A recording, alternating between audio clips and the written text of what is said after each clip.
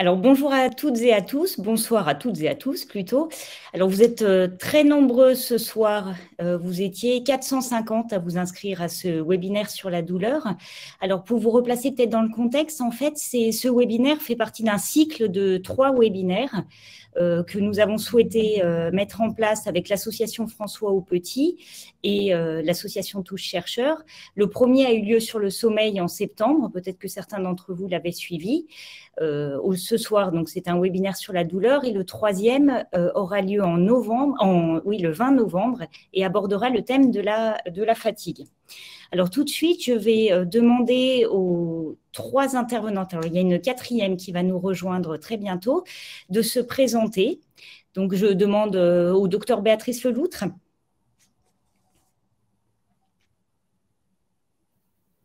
Ton micro, Béatrice. Alors, je vais demander du coup au docteur Patricia Ferrari, le temps que Béatrice Leloutre se reconnecte.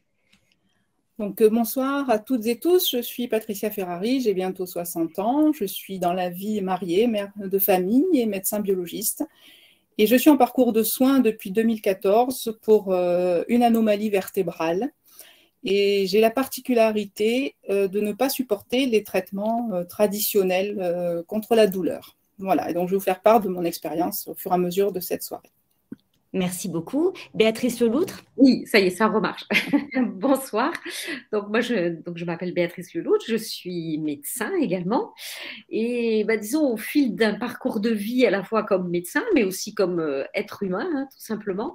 Et puis, au fil de différentes formations dans le domaine de la santé, qui sont au-delà, enfin, ou autour, on va dire, de la médecine classique, allopathique, j'ai développé petit à petit une vision qu'on appelle intégrative de la santé et de la maladie d'ailleurs, dont on parle de plus en plus, c'est-à-dire qui prend en compte toutes les dimensions de la personne. Alors, en l'occurrence, aujourd'hui, de la personne qui souffre. Hein, il y a la dimension physique, mais il y a tout le reste, hein, notre culture, notre état émotionnel, les liens sociaux, notre histoire, etc. Et donc, tout ça va être l'occasion de multiples portes d'entrée aussi pour apporter des solutions par rapport à la prise en charge de la douleur. Donc, voilà, c'est ce que je vous partagerai un petit peu. Merci beaucoup. Corinne Martin. Oui, bonjour. Donc, moi, je m'appelle Corinne Martin, je suis infirmière depuis un peu plus de 20 ans. Je travaille au CHU de Nice. J'ai eu une expérience dans différents services, y compris dans des pathologies chroniques comme la diabétologie et autres services de cancérologie. Et actuellement, depuis environ 10 ans, je travaille au département douleur de la prise en charge. Donc, douleur pour tout ce qui est douleur chronique. Et éventuellement, je travaille aussi avec la neurochir, puisque je suis détachée sur une certaine période de mes consultations pour les stimulations implantées. Sinon, je fais aussi de la recherche en douleur. Merci beaucoup. Alors, le docteur Rank Garnier-Stéphanie va se joindre à nous, on espère très bientôt. Elle est médecin et elle travaille au centre d'évaluation et du traitement de la douleur au centre hospitalo-universitaire de la Timone à Marseille. Alors, peut-être des petits détails pratiques, en fait, avant qu'on entre vraiment dans le vif du sujet. Donc, l'idée, c'est d'avoir, en fait, un webinaire qui soit le plus interactif possible. Donc, certains ou certaines d'entre vous nous ont déjà remonté des attentes, des questionnements par le biais d'un formulaire en ligne dont on vous avait donné le lien au moment de l'inscription. Mais il ne faut pas aussi hésiter à nous poser des questions via l'onglet questions. Et vous avez la possibilité aussi de voter, de hiérarchiser selon le niveau de préoccupation, l'intérêt de cette question-là, ce qui va nous permettre, en fait, s'il y a énormément de questions, de traiter au moins celles qui vous intéressent le plus. Dernière chose, pendant le webinaire, on vous posera 3 sondages, 3 questions, et vous avez aussi un onglet sondage, en fait, qui va vous permettre de répondre aux 3 questions qu'on souhaite vous poser. Alors, pour ne pas perdre de temps, parmi les attentes, en fait, les questions qui avaient été remontées avant le webinaire, certains participants, en fait, se posaient la question entre une douleur aiguë et une douleur chronique, en fait, quel est le rôle de ces différents types de douleurs? Est-ce que ce sont les mêmes mécanismes? Quels sont les types de douleurs qui existent et leurs causes ou origines possibles? Et notamment, est-ce qu'il y a certaines douleurs qui peuvent être liées ou pas à un médicament? Alors peut-être, Béatrice, si vous souhaitez commencer à apporter une première série de réponses et puis après à discuter ensemble. Oui, parce que moi je suis tout à fait partisane de dire si on comprend ce qui se passe quand on a une douleur et surtout si c'est une douleur chronique, bah, peut-être qu'on va déjà mieux arriver à l'aborder et puis à la surmonter surtout. Alors, d'une manière très très simple, les causes des douleurs, il y a soit des douleurs qu'on appelle nociceptives, soit des douleurs qui sont par la lésion d'un nerf. Alors déjà, peut-être avant de commencer, effectivement, j'avais mis la définition parce que je trouve que c'est très intéressant qu'elle est maintenant définie comme ça.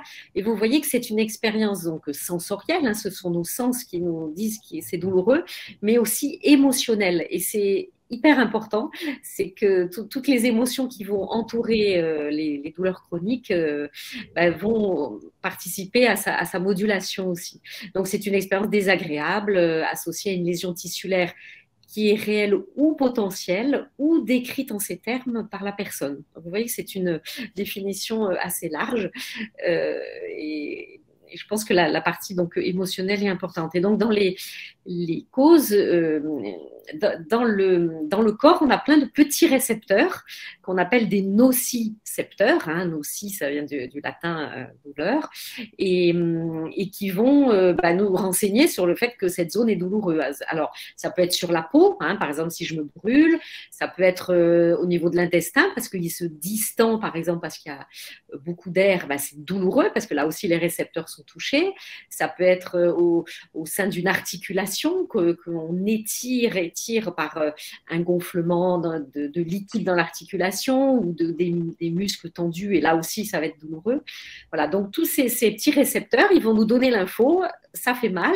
L'info, elle va cheminer depuis la zone douloureuse jusqu'à la moelle épinière, elle va monter par des voies de la douleur dans le tronc cérébral, le cerveau, et c'est le cerveau, après, notre cerveau intelligent, là, qui va interpréter le message douloureux. C'est-à-dire qu'en fait, nous sommes équipés de la même façon face à la douleur, en général, enfin, sauf les gens qui n'ont pas de récepteur à douleur, mais ça, c'est quand même très rare. Mais après, notre cerveau va l'interpréter différemment, évidemment, et c'est là que va intervenir aussi la composante affective, émotionnelle, et ce qu'on appelle cognitive, c'est-à-dire l'interprétation qu'on va donner, la mémoire qu'on en a. Hein. Si je me suis déjà brûlé la main sur le four, je m'en souviens.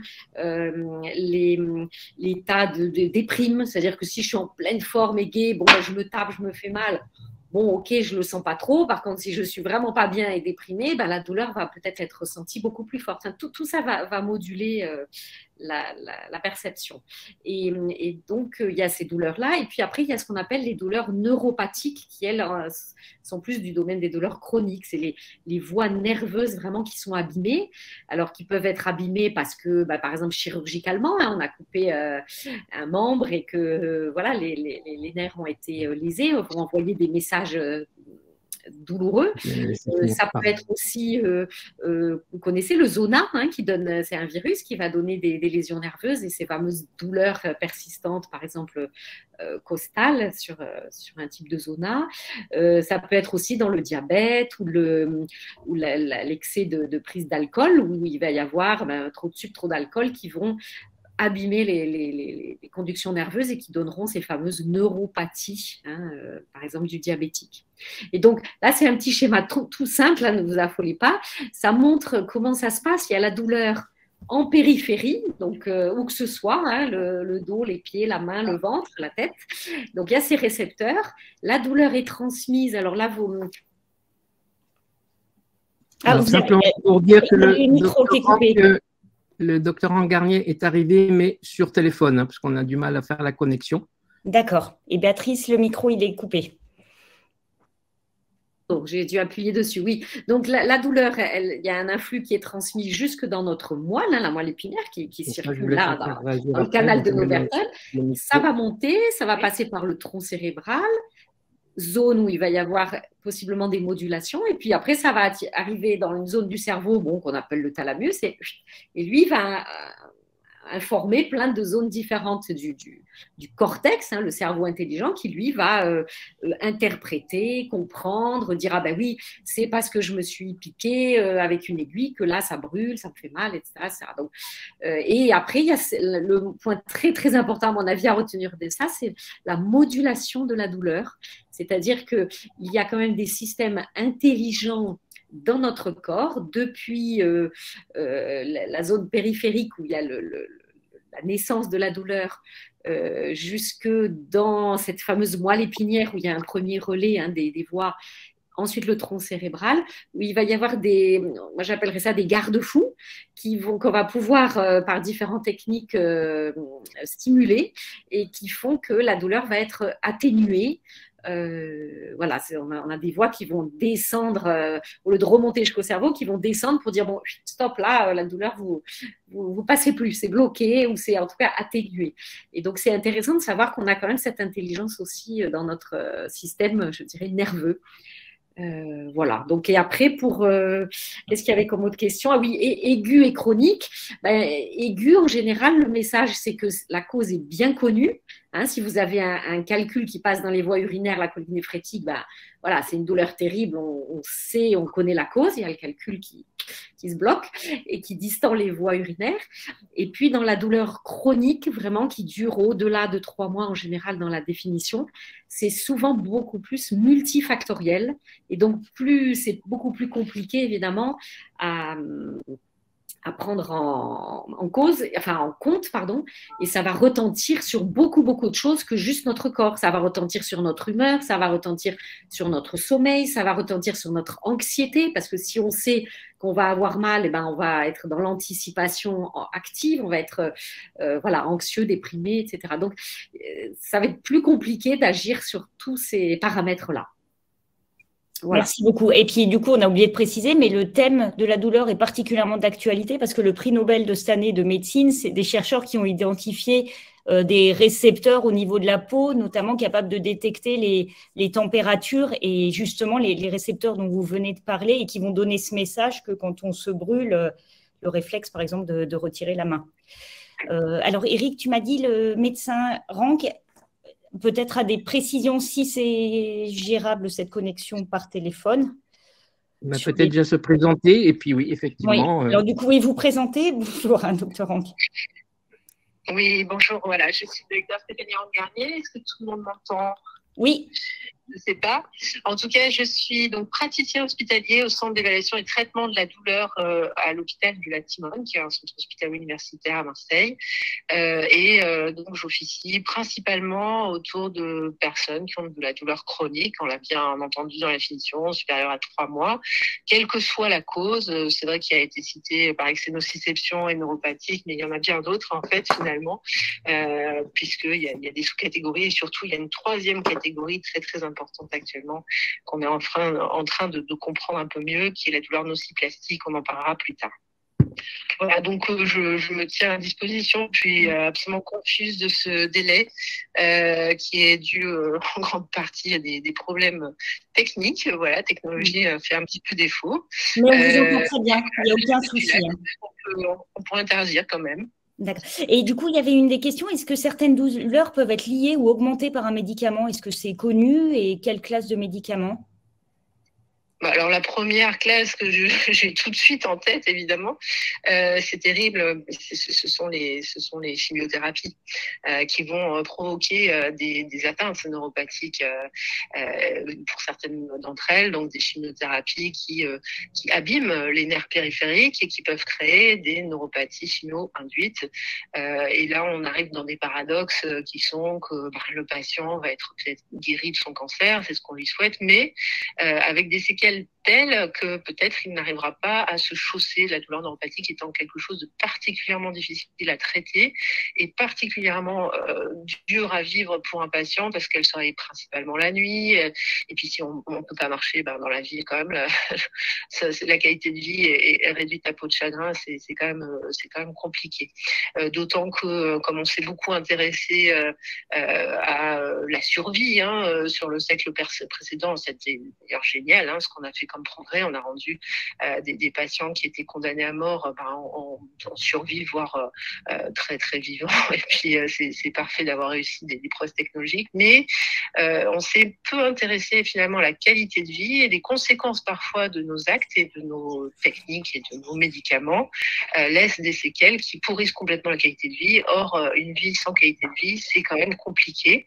Et c'est pour ça que je pense que c'est un des points essentiels de l'évolution de notre médecine aujourd'hui, c'est de s'intéresser aux symptômes qui font le lit de la qualité de vie, évidemment, dont la douleur, mais aussi la fatigue. Il y a beaucoup de symptômes comme ça.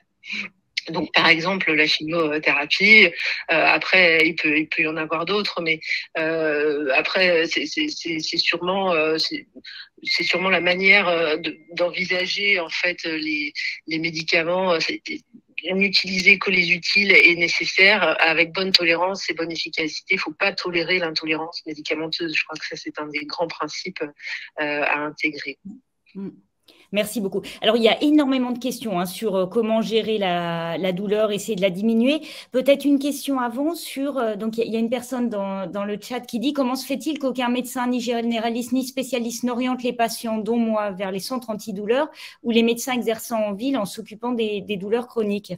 Il y a deux personnes, donc Corinne et puis le docteur Ranquier, qui travaillaient dans les centres antidouleurs. Qui est-ce qui va dans ces centres antidouleurs? Comment on fait pour y aller? Et visiblement, ce n'est pas le cas de tous les patients atteints de douleurs chroniques. Corinne, peut-être commencer à parler? Ton micro, Corinne. Oui, avec plaisir.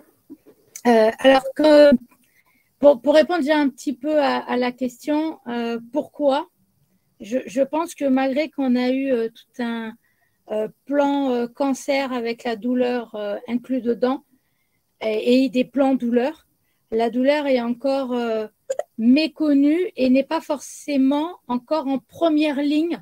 Surtout, voilà, c'est la survie à un cancer, c'est un diagnostic qui doit être fait. Et parfois, la douleur passe en deuxième ligne. Et parfois, voilà, c'est pas forcément facile de passer aussi un relais. Après, comment on y va? Alors, comment on y va? Soit c'est médecin généraliste et médecin traitant généraliste ou spécialiste qui oriente les patients. C'est-à-dire qu'à un moment d'une détection d'une douleur chronique, va orienter vers un centre ou des consultations douleur. Il y a aussi la possibilité d'anticiper. On sait que certaines douleurs, comme des mammectomies, comme des douleurs, comme des chirurgies thoraciques, des chirurgies au niveau mammaire, que ce soit chez l'homme ou chez la femme, vont entraîner des douleurs neuropathiques qui n'ont pas forcément se chroniciser, mais qu'il y a plus parce que ce sont des chirurgies plus difficiles, plus invasives et qu'il y a une présence nerveuse au niveau de ces secteurs-là. Donc souvent, on anticipe avant, on anticipe la douleur et on anticipe la prise en charge. Et il y a une autre possibilité aussi, c'est par la voie des chirurgiens, que ce soit orthopédistes ou neurochirurgiens, entre autres, mais il y en a d'autres, qui, pareil, par une chirurgie, soit par anticipation, soit par après, ce n'est pas forcément des échecs, c'est simplement qu'à un moment donné, on n'a pas forcément toutes les solutions, ou on n'a pas pris en charge, on n'a pas pu prendre toute la prise en charge douloureuse du patient. Dans ces cas-là, il y a une collaboration avec des centres ou des consultations douleur. Mais il est vrai qu'à l'heure actuelle, il est assez difficile parfois d'avoir le relais et éventuellement, malgré qu'il y ait encore pas mal de consultations et de centres de prise en charge, il n'y a pas autant et parfois il faut faire beaucoup de kilomètres pour y aller. Voilà, donc ça aussi, je pense que c'est des choses qui pourraient se développer. Je pense que Covid aussi, puis avec des consultations visio, a aussi pu orienter sur une autre patientèle. D'accord. Le docteur Rand-Garnier, vous voulez peut-être rajouter, puis après aussi le témoignage, je pense, de Patricia Ferrari qui sera important de elle, le parcours et est-ce que ça a été facile ou pas d'être adressé à un centre antidouleur. Docteur Rand-Garnier. Pour parler très concrètement de ce que je connais, alors j'ai connu pendant quelques années les consultations multidisciplinaires en soins de support oncologique, soins palliatifs que j'ai animés, et puis depuis 2015 le centre antidouleur, donc pour les douleurs chroniques non cancéreuses. Dans les deux cas, alors le premier, forcément les patients étaient déjà inclus en fait dans un cycle, dans un circuit thérapeutique où c'était, je vais pas dire all inclusive, mais enfin vraiment on est censé s'intéresser un peu à la douleur des patients qu'on traite quand on a un cancer. En tout cas dans le centre c'était le cas. Pour la douleur chronique, moi très concrètement, j'ai un planning de consultation. Alors tenez-vous bien, ce ne sont pas de dates, qui est booké jusqu'en novembre 2022. Donc ça traduit pas que je suis un monstre de la gestion de la douleur chronique, ça traduit tout simplement qu'on est en nombre totalement insuffisant, sachant que nous, on est un centre dernier recours. C'est vrai qu'en général, on a fait une étude, les patients qui viennent nous voir, ça fait 8 ans qu'ils gèrent, ou en tout cas qu'ils ont été de médecin en médecin, de spécialiste en spécialiste, et qu'ils atterrissent au final chez nous, donc ça fait 8 ans. En moyenne, parfois plus, parfois moins. Et en tout cas, c'est pas satisfaisant, évidemment, ni pour moi, ni pour l'équipe, ni pour les patients. Mais comme je dis souvent, je peux pas faire de consultation lit superposée, donc on a cette limitation uniquement par volonté politique, qu'on soit très très clair, comme on a voulu diminuer le nombre de médecins, le nombre de soignants pour faire des diminutions de frais de santé, en imaginant que le monde de la santé, c'était comme l'économie, que si on diminuait l'offre, on diminuera la demande. Ça, c'est évidemment pas une réflexion envisageable et adaptable à la santé, évidemment. Mais ça, c'est pas nous qui les décidons. On le savait déjà quand je commençais ma médecine, donc il y a quelques années. C'était hier, en 95. Donc, on le savait déjà. C'est-à-dire qu'en santé publique et en cours de santé publique, on nous enseignait que d'ici 10 ans, on commencerait déjà à avoir un manque de médecins, toutes spécialités confondues. Évidemment, ça se voit en premier dans le rural, et puis peu à peu, certains spécialistes se retrouvent avec des délais très longs, et puis peu à peu, ça touche absolument tous les degrés de tous les médecins, tous les soignants, et c'est particulièrement exacerbé dans le monde de la douleur, qui, comme vous le savez, en plus, est une spécialité finalement assez récente. Ça fait peu de temps qu'on s'intéresse à ça spécifiquement, que ça devient peu à peu une spécialité soins palliatifs douleur. Mais bon, voilà, on ne peut pas aller contre les volontés politiques et contre le nombre de postes ouverts. Nous, dans notre centre, c'est quand même un CHU assez gros, il y a 1 poste et demi pour les douleurs chroniques, dont celle dont je m'occupe, donc hors céphalée et migraine. Ils sont 5 neurologues pour s'occuper de céphalée et migraine. Il y a quelques années, ils étaient 2. Donc, ça va mieux pour les céphalées et migraine. Pourquoi ? Parce qu'en fait, c'est plus rentable. C'est-à-dire que un neurologue qui s'occupe de céphalée et migraine pour avoir, parce que c'est assez spécifique en fait, et que des fois on a des bonnes solutions thérapeutiques médicamenteuses et qu'on peut enchaîner pas mal de consultations dans la journée, donc c'est rentable. Alors que évidemment moi je suis l'inverse de la rentabilité si on s'intéresse au produit intérieur brut et non pas à la qualité de vie, mais je suis l'inverse de la rentabilité. Un patient que je n'ai jamais vu, donc que je vois pour la première fois, je lui consacre 2 heures, parfois 4. Un patient que j'ai déjà vu, mais que je ne peux voir en gros qu'une fois par an, en gros, à peu près, je consacre 1 heure. Vous faites vite le calcul, les journées ne sont pas extensibles. Donc, vous voyez, la problématique est entière. Nous, on accepte tous les patients qui sont adressés de préférence par des confrères. Parfois, des patients viennent d'eux-mêmes. On essaie à ce moment-là de récupérer des infos auprès de leur médecin traitant. On accepte tout le monde dans la mesure du possible, évidemment, mais avec des délais qui sont innommables.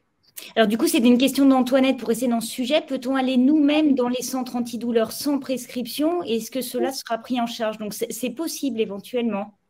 mais très rare. Ça nous arrive, on refusera jamais personne. Cependant, évidemment, comme vous voyez qu'en général, c'est compliqué, hein, comme tableau clinique, c'est intriqué. Enfin, si on en arrive à cette extrémité d'aller dans un centre antidouleur, en général, c'est pas très simple. Donc, nous, on souhaite que le patient ait quand même d'abord qu'il ait prévenu son médecin traitant parce qu'on aime bien laisser le médecin traitant au milieu. Hein. C'est-à-dire que moi, je ne peux pas en présentiel voir souvent des patients.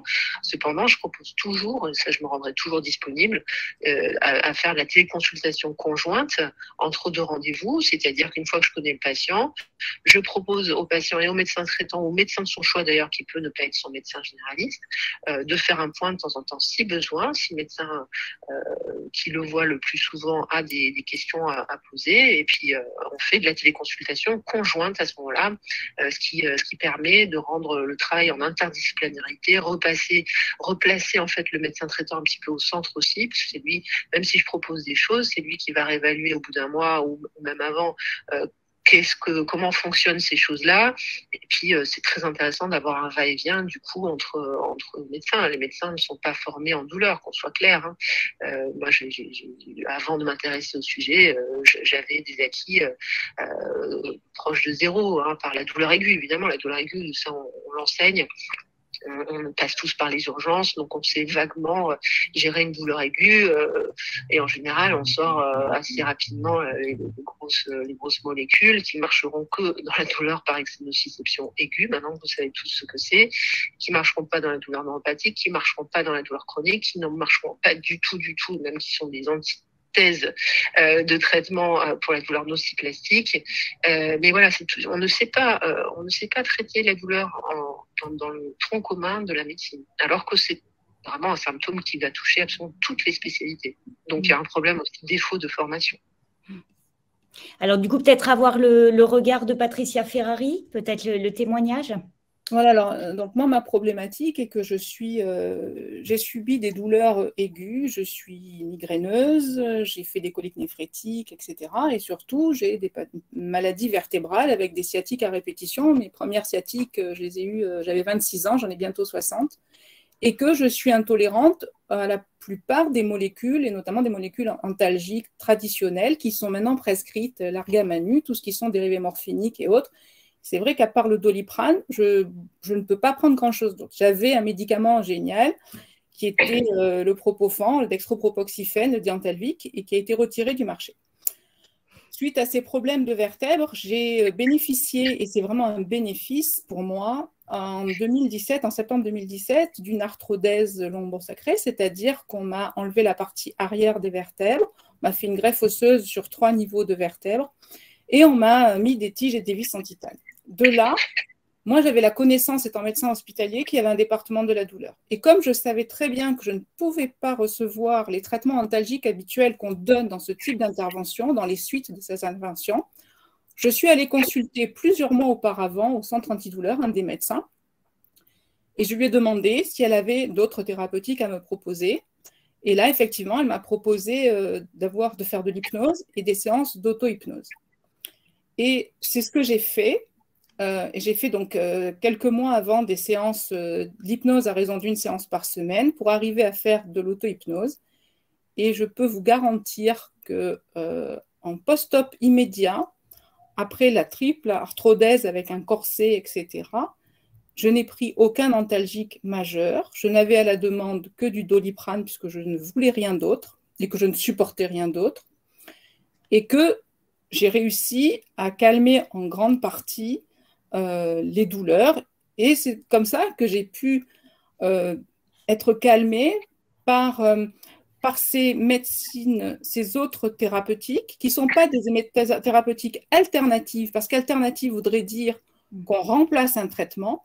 Pour moi, c'était une vraie thérapeutique qui allait compléter l'arsenal que j'avais. Alors, j'en avais pas beaucoup, mais voilà. Donc, c'est vrai que j'ai bénéficié de cette consultation au centre antidouleur. Je bénéficie des progrès technologiques puisque à l'heure actuelle, mes douleurs, malgré tout ce qu'on a pu faire, j'ai une neuropathie chronique, donc la douleur pupique chronique, et que je suis une patiente qui a la chance de bénéficier d'un neurostimulateur médulaire qui me permet d'avoir de la neuromodulation. Et je suis une des patientes de Corinne Martin, qui est mon infirmière référente. Et j'ai été opérée au CHU de Nice, mais ce matin, donc j'étais au centre antidouleur. J'ai bénéficié des bons soins de Corinne et j'ai vu mon médecin ensuite référent de la douleur qui me propose encore une autre thérapeutique, puisque la neuromodulation enlève 50% de la douleur, ce qui pour moi était déjà énorme. Et je fais toujours appel à ces autres thérapeutiques pour ne pas avoir à prendre des médicaments où j'ai plus d'effets secondaires que le reste. Voilà. La neuromodulation, du coup, je pense qu'il y a une partie au moins des personnes dans la salle qui ne savent pas de quoi il s'agit. Qui est-ce qui peut expliquer ce que c'est? Corinne, oui, je vous laisse. C'est toi. Je vais expliquer un petit peu. Donc, je m'appelle Corinne Martin. Donc, je travaille ce qu'on appelle un protocole de coopération. Donc, je suis infirmière et j'effectue les réglages de stimulation médulaire, entre autres. Donc, c'est une intervention de neuromodulation. On implante, alors pour comparer, c'est une neuromodulation implantée et non pas une neurostimulation externe comme il y a avec les fonctions qu'il y a avec les TENS ou les électrostimulateurs CFAR, d'accord, qui sont des stimulations avec des électrodes externes qui ont tout à fait leur rôle et qui est tout à fait une thérapie complémentaire dans le cadre des douleurs, qui soient à la fois pour certains programmes musculaires ou douleurs neuropathiques et douleurs chroniques que nous avons, y compris sur d'autres sites comme les céphalées, autres pathologies, puisqu'entre autres, ça marche aussi bien dans les douleurs des endométrioses. Donc la douleur, la stimulation implantée, et elle est un procédé donc, qui se fait dans une prise en charge où on n'a pas de réussite des autres traitements ou d'une intolérance de certains traitements ou des douleurs neuropathiques qui sont résistantes donc, à différents gestes et traitements. Et donc, on va implanter une électrode au niveau du rachis et qui va être reliée à un petit appareil, donc un stimulateur, qui est de l'équivalent d'un pacemaker. Donc, le pacemaker est totalement autonome. Le stimulateur, dans le cas d'une stimulation médulaire, est semi-autonome puisqu'il y a la programmation faite par nous ou par un médecin dans d'autres secteurs. Et on va et le patient lui-même pourra faire donc des réglages de son intensité ou choisir des programmes selon ce que nous avons programmé.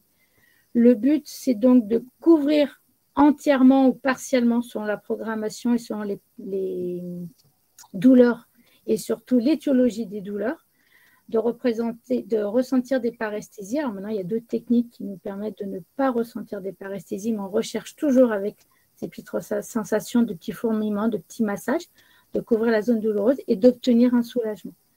Comme disait Patricia, et comme dans beaucoup de traitements que nous avons, le traitement n'est pas efficace à 100%. On n'arrive hélas pas encore à avoir zéro douleur, mais le but, c'est d'arriver à avoir une diminution des douleurs, voire de retrouver un confort de vie qui permet au patient de se réadapter, de gérer mieux sa douleur et de se réadapter au niveau de la vie socio-professionnelle.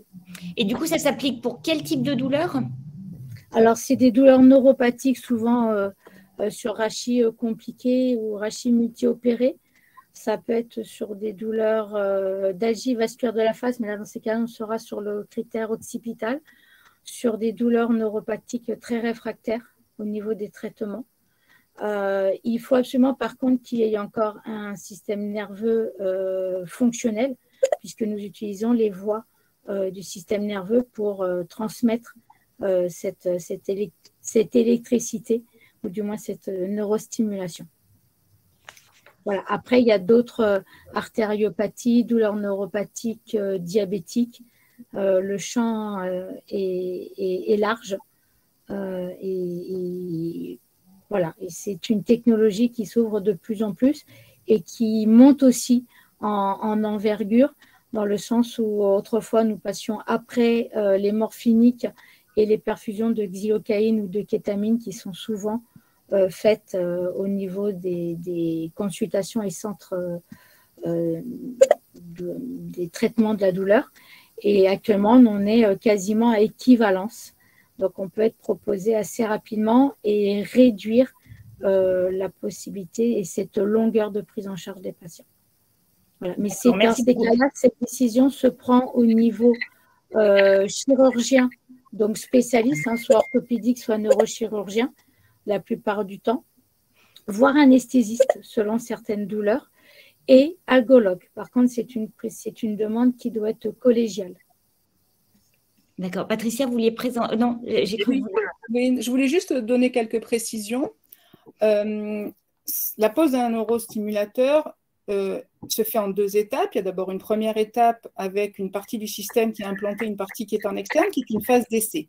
On voit si on répond ou on ne répond pas. Ce n'est absolument pas… Les sensations que nous ressentons ne sont absolument pas douloureuses. Ce sont des sensations de fourmillement, comme quand on a une jambe engourdie, sans le côté douloureux. De toutes les manières, l'intensité, c'est le patient qui le module.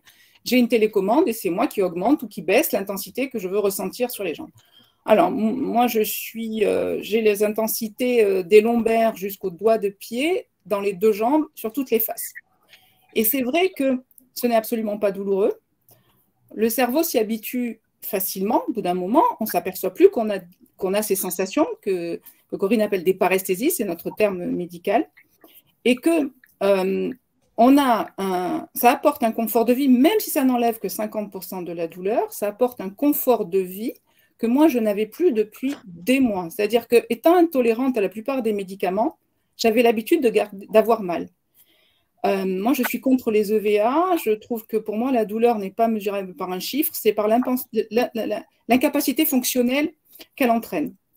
Et donc là, quand j'ai eu à discuter avec le neurochirurgien, il y a plusieurs consultations quand même, etc. Quand j'ai eu à discuter avec le neurochirurgien, moi, la première des choses que je lui ai dit, permettez-moi de me redonnez-moi du mouvement pour me redonner de la vie. Là, effectivement, même si on vous enlève 50% de la douleur, vous avez 50% de choses en plus que vous pouvez faire dans la journée. Et c'est énorme. Et surtout, vous n'avez pas d'effet secondaire et vous n'avez pas de ressenti négatif. Vous ne pouvez avoir qu'un ressenti positif. Et même le pourcentage de la douleur qui reste, quand on a tellement mal, on se dit 50%, c'est rien. Non, 50%, c'est énorme. Et les 50% restants, il y a d'autres moyens qu'on peut mettre en œuvre, sans que ce soit encore des moyens médicamenteux, pour pouvoir les faire moins ressentir. Voilà. Justement, sur les différentes approches, parce qu'il y avait énormément d'attentes sur ça, peut-être déjà commencer à aborder sur les approches médicamenteuses, quel traitement existe actuellement, quelle classe thérapeutique pour prendre en charge les douleurs et adapté à quel type de douleur. C'est peut-être le docteur Ranck Garnier qui peut répondre. Et est-ce qu'on sait selon les types de médicaments?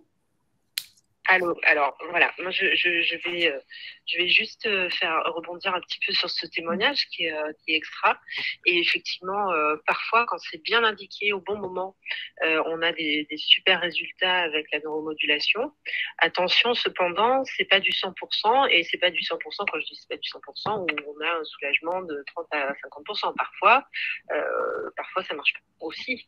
Et c'est aussi pour ça qu'on a pas tendance à se jeter sur la neuromodulation, qu'on n'augmente pas les demandes qui nous arrivent parfois en centre antidouleur de personnes qui attendent en fait cette solution qui vienne pour finalement qu'on soit un peu prestataire de service et qu'on leur implante quelque chose, parce que c'est ça qui a l'air de bien marcher.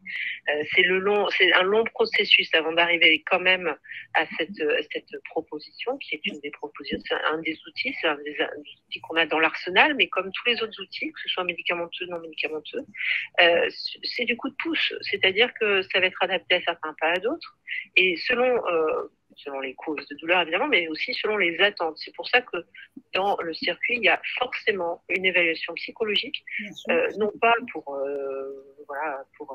analyser la personne et puis monter le pouce en haut, en bas, c'est parce que si on sait très bien que si c'est pas au bon moment, si par ailleurs il n'y a pas d'autres choses qui ont été mises en place, et là le témoignage est super parce qu'on a entendu qu'avant il y avait beaucoup de choses de mises en place, qu'il y avait l'apprentissage de l'auto-hypnose, qu'il y avait l'apprentissage d'énormément de techniques non médicamenteuses, etc.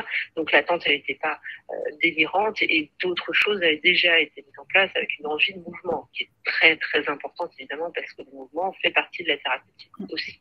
Donc, dans ces cas-là, quand l'évaluation est correctement menée et qu'on n'a pas d'attente irréaliste aussi d'une efficacité absolue de ce genre de traitement, c'est très bien. Attention, cependant, l'escalade interventionnelle, parce que parfois, quand un dos a été opéré plusieurs fois, il faut plus le toucher, même pas pour aller ouvrir la peau et mettre une électrode. Il y a des moments où ce n'est plus possible parce que tout le système de la douleur est complètement flambé et que tout mouvement supplémentaire d'intervention intrusive, chirurgicale, même minime, va le faire flamber et on n'aura pas l'efficacité escomptée.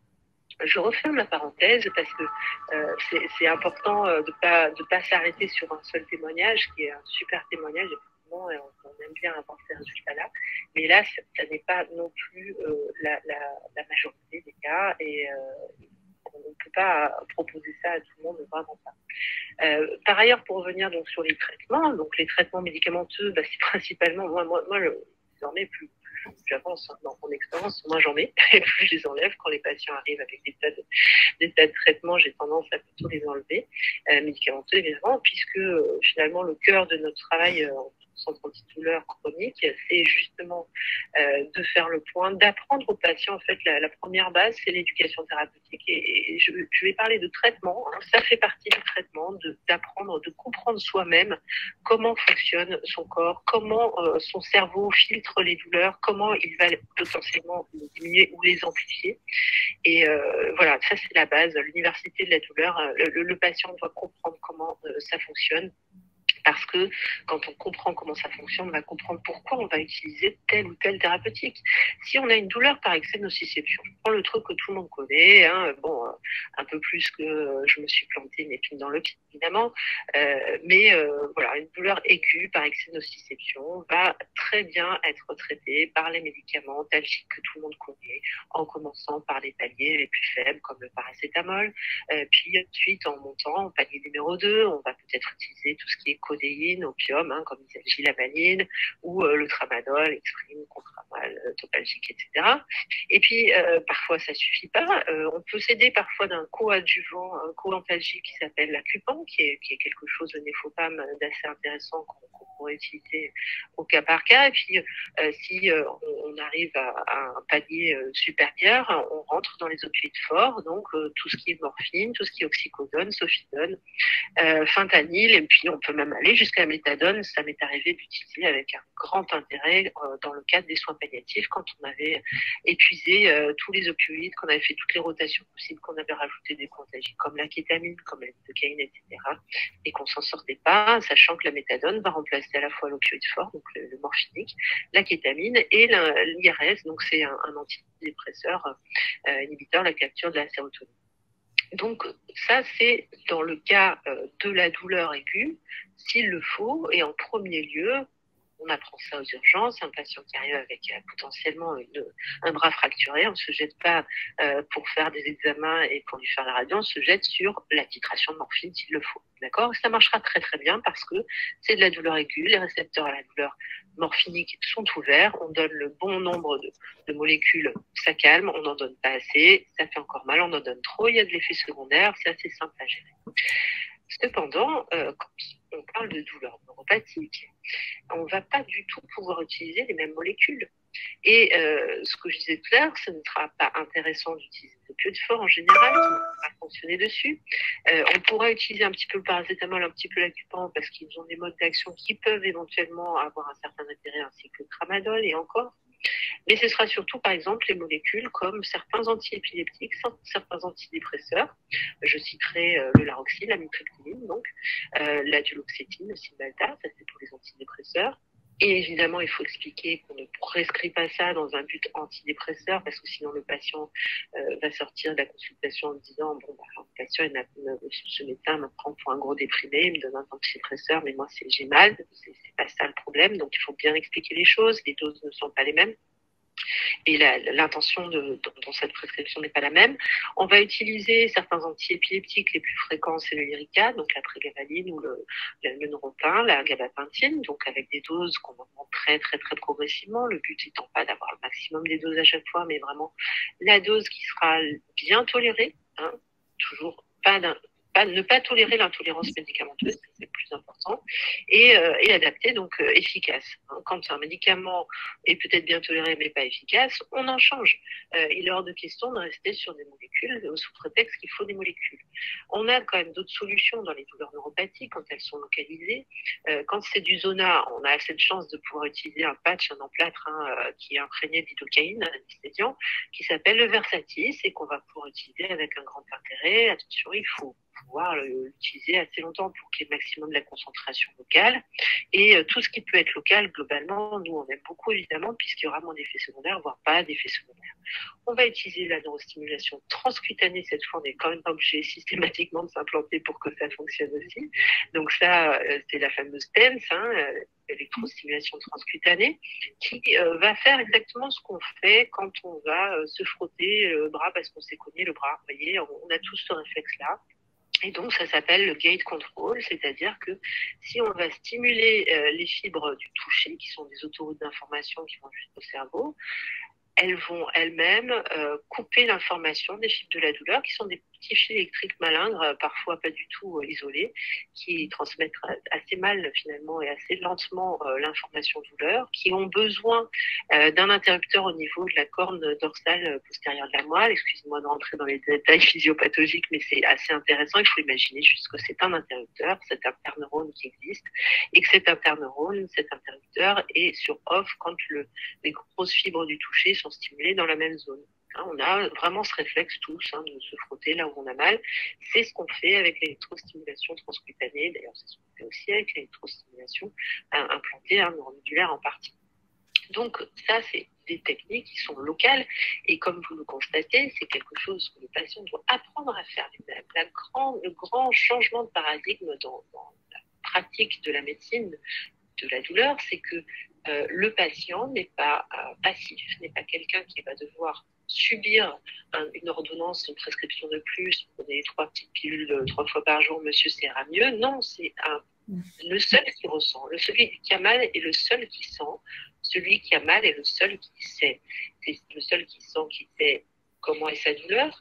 C'est le seul qui sent et qui sait comment vont fonctionner les différentes thérapeutiques, qu'elles soient médicamenteuses ou non médicamenteuses, en termes de tolérance et d'efficacité. Il est essentiel qu'il fasse partie de l'équipe, non seulement qu'il fasse partie de l'équipe thérapeutique, mais que c'en soit le leader, puisqu'il n'y a que lui qui va être hyper spécialiste finalement de sa douleur et des conséquences de ce qu'on va lui proposer.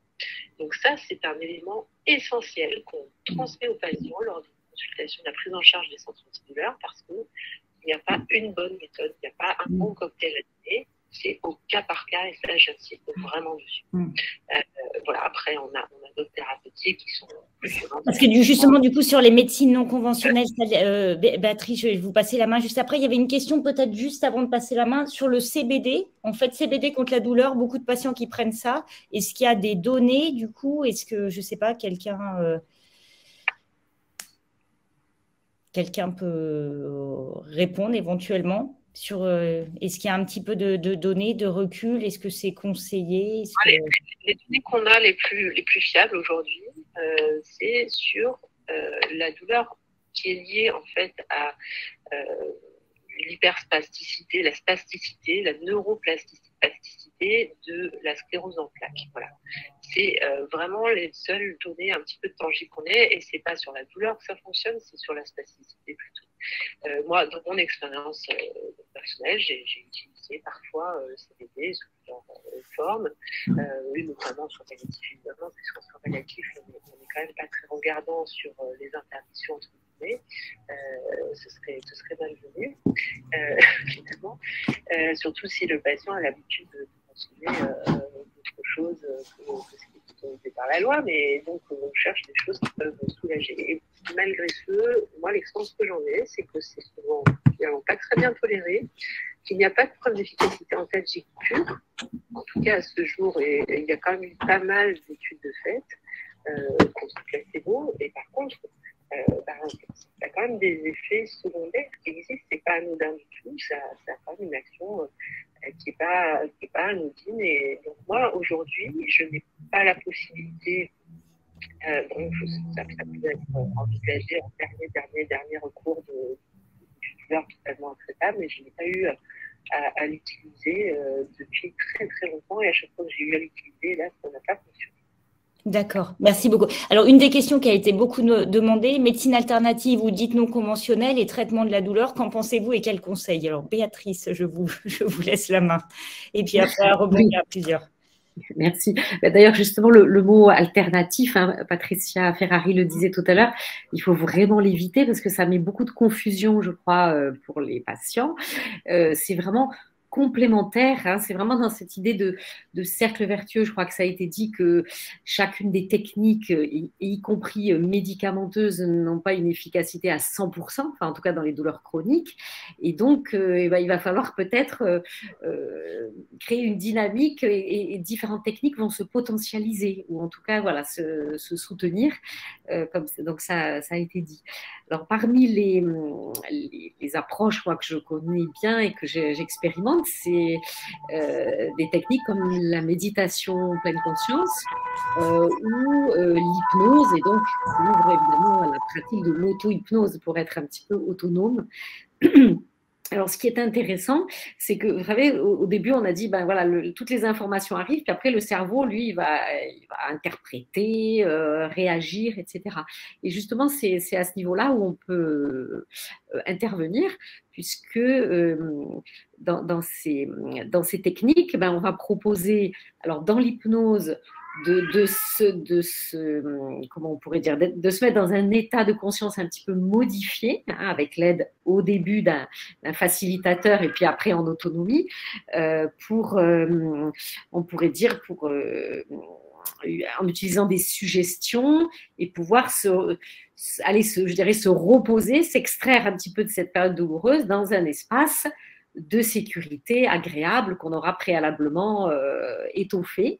Donc voilà, là le cerveau en fait il a la capacité de rendre les choses réelles finalement. Donc quand on peut avoir cet espace de sécurité dans lequel on peut aller ben voilà, se reposer dans ces temps douloureux, ben on va le transformer en un espace vraiment, vraiment réel et donc s'y relier régulièrement.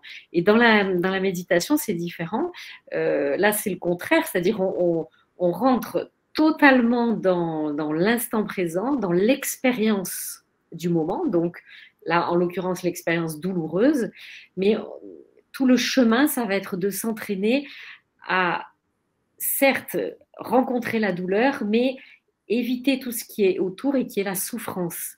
Et en fait, la souffrance, elle a une part vraiment importante parce que on a vu, on a une douleur, mais tout autour, on va avoir des jugements sur celle-ci, des mémoires d'autres douleurs qui vont revenir, on va avoir des ruminations, ça va générer probablement du stress, de l'anxiété, parce qu'on sait qu'on a mal, qu'on va avoir mal, que peut-être on ne va pas nous croire quand on dit qu'on a mal. Enfin, vous voyez, tout ce qui est autour et qui va beaucoup amplifier ce ressenti douloureux.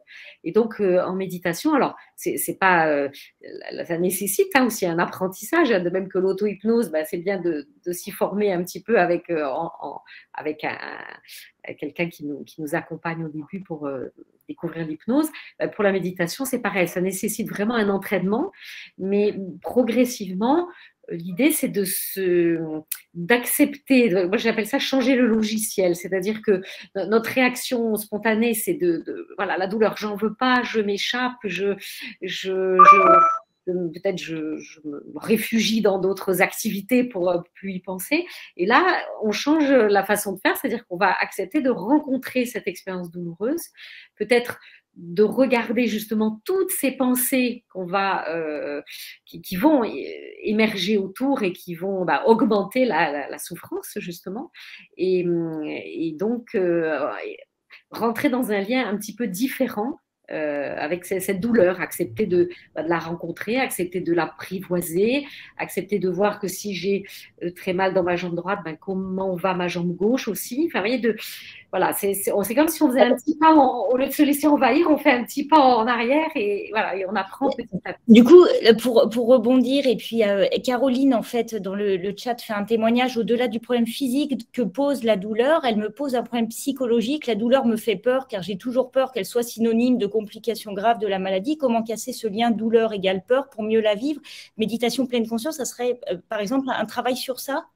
Oui, c'est un des axes très très importants parce que la douleur, en général, la peur, pardon, c'est une anticipation. C'est-à-dire que j'ai mal là tout de suite, mais donc j'ai peur d'avoir mal demain et toute la nuit, et j'ai peur qu'on ne me croie pas, et j'ai peur de ne pas trouver le bon médicament. Enfin, vous voyez, ça génère tout ça à notre insu. Hein. On connaît l'axe psycho-neuro-émotionnel, tout ça, nos hormones, elles vont réagir, le stress va s'enclencher, l'anxiété. Enfin, il y a tout un cercle négatif, et l'idée, ça va être d'inverser ce cercle-là. Et alors, ce qui est très intéressant, c'est qu'il y a des études maintenant nombreuses, notamment pour la méditation, enfin l'hypnose aussi, mais qui montrent que c'est pas qu'un effet, parce qu'on pourrait dire, bah oui, la méditation, c'est un truc un petit peu psycho, vous voyez, et en fait, ça agit aussi sur les circuits de la douleur, et on le voit en imagerie. Donc moi, c'est un petit peu mon domaine, l'image, et dans les IRM cérébrales, on voit des circuits de la douleur qui vont se modifier sur des patients qui vont méditer, et il y aura ce qu'on appelle en IRM fonctionnel, hein, donc il y aura des petites zones du cerveau différentes qui vont s'allumer et qui vont mieux cadrer, je dirais, toutes ces sensations douloureuses, par exemple pendant un temps de méditation. Ça a été comparé aussi à autre chose intéressante, au placebo, hein, parce que vous savez que ça a été beaucoup décrié, mais finalement, on commence à découvrir que ça peut être intéressant. Et ils avaient fait des études en comparant des gens qui étaient mis sous placebo, des gens qui pratiquaient la méditation, et puis d'autres qui pratiquaient une technique style relaxation, enfin un truc plus soft. Et les résultats étaient intéressants parce qu'avec le placebo, il y avait environ 13% de diminution de la douleur, ce qui est pas rien non plus, c'est quand même une petite aide aussi. Avec la méditation, on arrivait, je crois, à 27%, donc dans la diminution, enfin, ce que disait Patricia, j'aime bien l'augmentation de la qualité de vie et de vivre avec ça.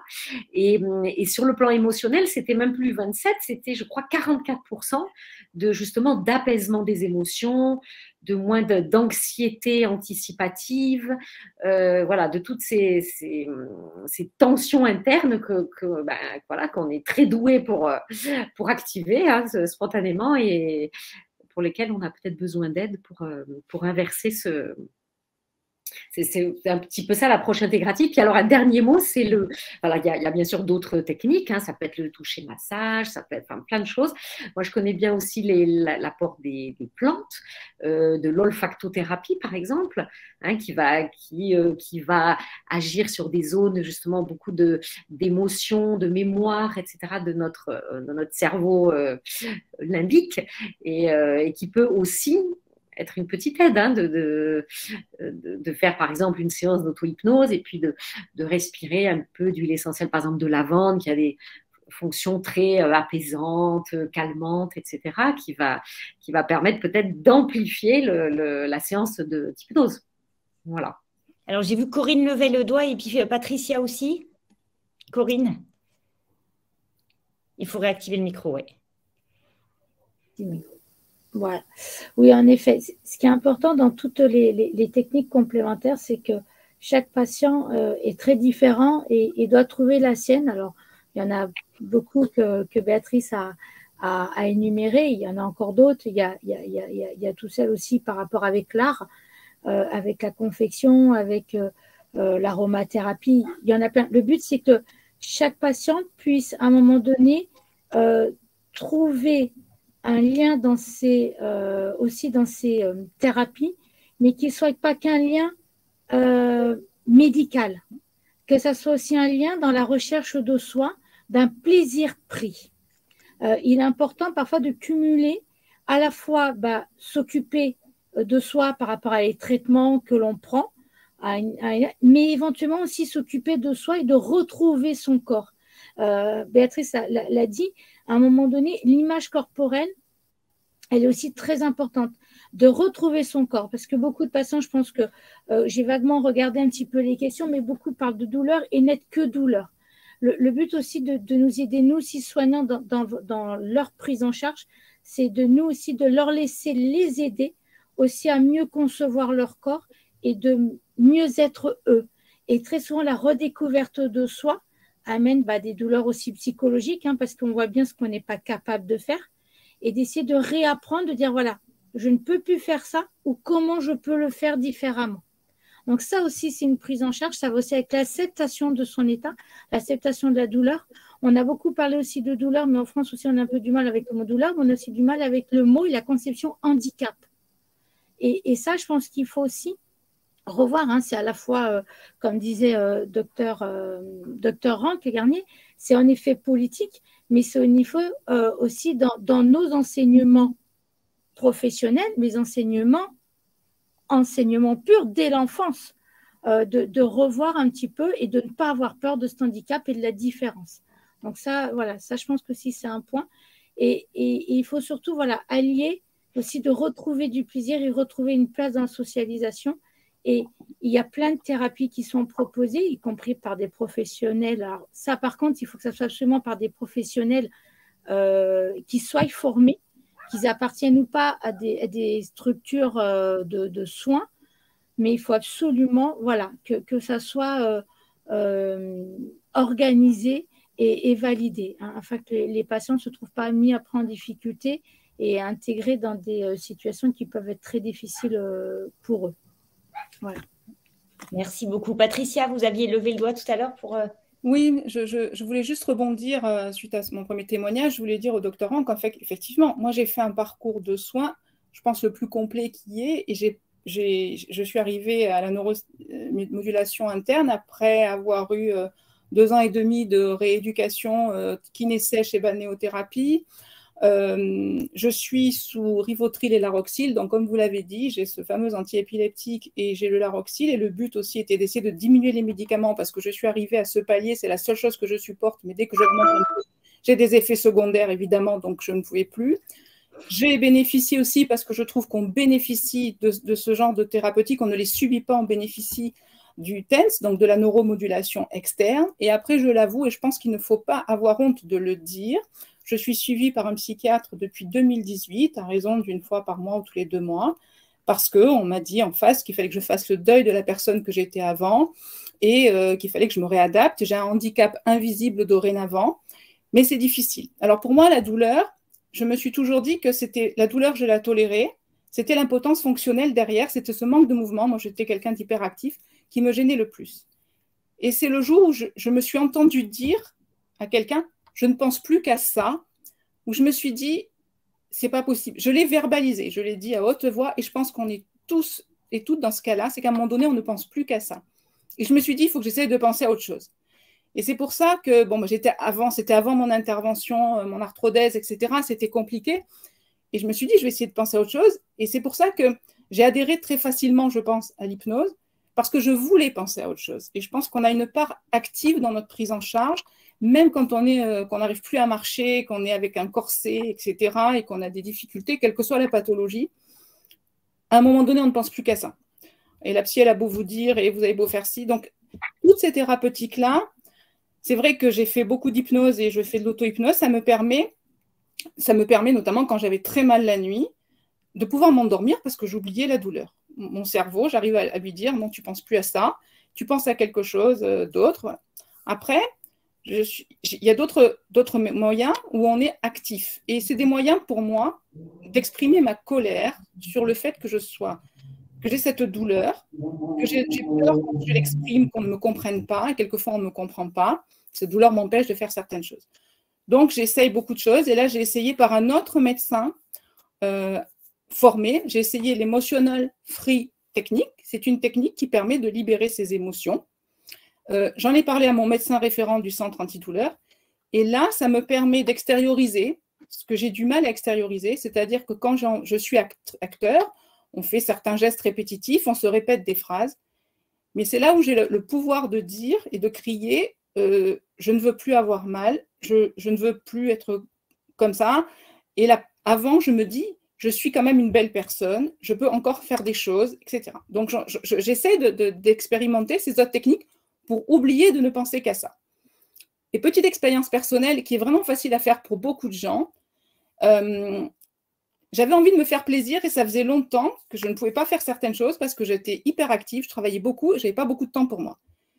Et puis, je me suis dit, bah, écoute, maintenant, tu vas te faire plaisir. Parce que le plaisir, je me suis dit, ça va sécréter certaines molécules, ça tout le monde le sait, ça sécrète certaines molécules qui jouent sur la douleur. Donc, des molécules qui en ont savant, qui s'appellent les endorphines notamment, et ça fait du bien-être, etc. Et je me suis mis à faire du dessin et de l'aquarelle. Alors, je ne dis pas de l'aquarelle, vous pourrez prendre de la gouache, des crayons de couleur, je fais aussi des crayons de couleur. Le simple fait de manipuler des couleurs, de penser à regarder des choses et tout ça, je suis active, je crée quelque chose, je suis capable de recréer quelque chose. Parce que la douleur vous empêche de créer. Je faisais beaucoup de cuisine, je ne peux plus faire beaucoup de cuisine. Là, je me retrouve du mouvement, je manipule de la couleur, je ne pense plus à la douleur à ce moment-là, et je crée quelque chose. Beau ou pas beau, ce n'est pas grave, mais je crée quelque chose. Ça ne coûte presque rien, parce qu'une notion qu'il est importante d'avoir quand on est un patient agique depuis longtemps, c'est que souvent, ça nous empêche de travailler, ça nous empêche d'avoir une vie sociale, et quand on dit que ça nous empêche de travailler, ça réduit nos moyens aussi. Donc, il y a une question justement sur ça. Voilà. Pourquoi les autres techniques, style hypnose, sophro, ne sont pas prises en charge dans le cadre d'affections longue durée pour les Mickey? Aux problèmes de santé se rajoute l'inégalité financière. Voilà. Donc, je crois que ça, c'est des petits moyens qui peuvent nous aider. Voilà, et je m'arrête là. Corinne, du coup? Ouais, le docteur Rank, là, passez par. Oui, docteur Rank. Oui, docteur Rank juste avant et puis Corinne juste après, ouais, parce qu'on ne peut pas voir quand vous levez la main, en fait. Je n'ai pas la capacité de voir qui lève la main, ni de lever la main moi-même, j'en suis désolée. Moi j'apprécie beaucoup ce témoignage parce que vraiment, là, vous êtes en train d'illustrer parfaitement ce qu'il se passe actuellement dans votre système nerveux, c'est-à-dire que vous êtes en train d'engager votre plasticité, votre neuroplasticité. Hein, votre système nerveux, c'est de la pathologie et tout. C'est quand même apte à se moduler. Et vous êtes en train d'engager votre neuroplasticité dans autre chose que la plasticité. J'en ai parlé plusieurs fois, mais je vais peut-être revenir dessus parce que je n'ai pas, sauf erreur, je crois que je n'ai pas entendu ce terme expliqué en début d'intervention. C'est ça. Mais en tout cas, la nociplastie, c'est un concept assez nouveau qui permet de comprendre que le cerveau de quelqu'un qui a mal, au bout de quelques temps, devient hyper spécialiste de la douleur. Et hélas, quand on devient hyper spécialiste de la douleur, c'est beaucoup moins intéressant quand on est hyper spécialiste de Rimbaud ou de la musique. C'est-à-dire que si on est hyper spécialiste de Rimbaud ou de la musique, on devient hyper sensible à toutes ces choses-là. On est très calé, on peut réciter des jolis poèmes. On a les zones du cerveau qui s'intéressent à ces choses-là qui grossissent. Hein. Ça se voit en IRM fonctionnel, on en a parlé. Ça se voit en PET-scan aussi. Et on voit que donc le cerveau se module pour devenir hyper spécialiste de Rimbaud, de poèmes ou d'autres choses. Hélas, c'est également le cas dans le cadre de la douleur quand elle commence à se chroniciser et on voit très bien les zones de la douleur intégrées dans le cerveau qui prennent plus de place, qui changent, hein, qui migrent dans le cerveau, elles deviennent plus périphériques et plus vers le haut de la tête, par exemple pour les lombalgies, alors que la cause n'a pas forcément changé. La manière d'intégrer cette douleur devient de plus en plus efficace d'une certaine manière, hélas, donc de plus en plus prégnante, jusqu'à n'être plus qu'une pensée de douleur, hein, de rentrer dans cette rivière de la souffrance en permanence, corps entier. Et quand on est là-dedans, on est dans la nociplastie. La nociplastie va entraîner aussi en général une hypersensorialité, c'est-à-dire que tout devient hypersensible. Jusqu'à ce que le chaud soit trop chaud, le froid soit trop froid, que la lumière gêne et qu'on ne voit des fois même flou, que le son soit du bruit et que des fois on n'entend pas très bien, avec un impact sur l'architecture du sommeil, sur la manière dont tout le système nerveux autonome va fonctionner, c'est-à-dire qu'il va y avoir un impact sur la manière de digérer, la manière de respirer, la manière dont le cœur va battre et mal s'adapter peut-être à l'effort ou au contraire quand on est au repos va palpiter alors qu'il ne devrait pas. Bref, tout est abîmé quand on est inséré, englobé dans la douleur avec un cerveau complètement focalisé sur cette douleur qui prend des proportions majeures et qui réduit donc la qualité de vie à peau de chagrin. C'est une volonté difficile à avoir, mais c'est une volonté que d'essayer de sortir de cette hyperfocalisation imposée par les causes de la douleur. Mais si on arrive à décider, comme vous l'avez fait remarquablement à décider de penser à autre chose que la douleur. C'est peut-être facile à dire comme ça, mais c'est vraiment réalisable avec plein de techniques. Et je pense que là-dessus, bon, on ne peut pas tout mettre dans le même sac parce qu'il y a des techniques qui ont été vraiment validées scientifiquement, comme l'hypnose, la méditation pleine conscience, la sophronie, l'hypnose, etc. Et puis d'autres qui nécessitent encore qu'on travaille dessus pour faire la preuve de leur intérêt. Le placebo étant un élément qu'on fabrique soi-même avec sécrétion, non pas d'endorphine, qui est pas forcément une super bonne chose à sécréter, qui est sécrétée dans le corps quand on fait des choses qui font mal au corps, en fait, comme quand on fait un peu trop d'activité physique. Donc ça, c'est très bien ponctuellement, mais à terme, c'est pas forcément une bonne chose. Par contre, on va sécréter de la sérotonine, on va sécréter de l'ocytocine quand on fait quelque chose qui fait plaisir. Et cette notion de plaisir est absolument majeure. Tout ce qui va faire plaisir permettra aussi de défocaliser de cette douleur. Sachant qu'il y a 3 éléments, et je pense que c'est très important que tout le monde entende ça, parce que vraiment, moi, c'est la base de mes préconisations. 3 éléments qui sont prioritaires devant la douleur pour le cerveau, pour tout le système nerveux, on l'a vu, le toucher, mais surtout la motricité et la vision. Vous voyez, la vision, la motricité sont des éléments qui, par la force des choses, pour une question de survie de l'espèce, ont été totalement priorisés par le système nerveux. C'est-à-dire que si on apporte ces éléments-là au système nerveux, de manière naturelle, il va prioriser ça et non plus la douleur. Alors, imaginez pourquoi on a une priorisation du mouvement et de la vision devant la douleur. Moi, j'ai un exemple très simple de l'homme de Cro-Magnon qu'on pouvait être à une époque et qui se faisait attaquer par une bête sauvage. Quand il avait un bout de cuisse en moins, qu'est-ce qu'il fallait qu'il ait mal ou qu'il puisse courir et voir l'animal s'échapper de cet animal.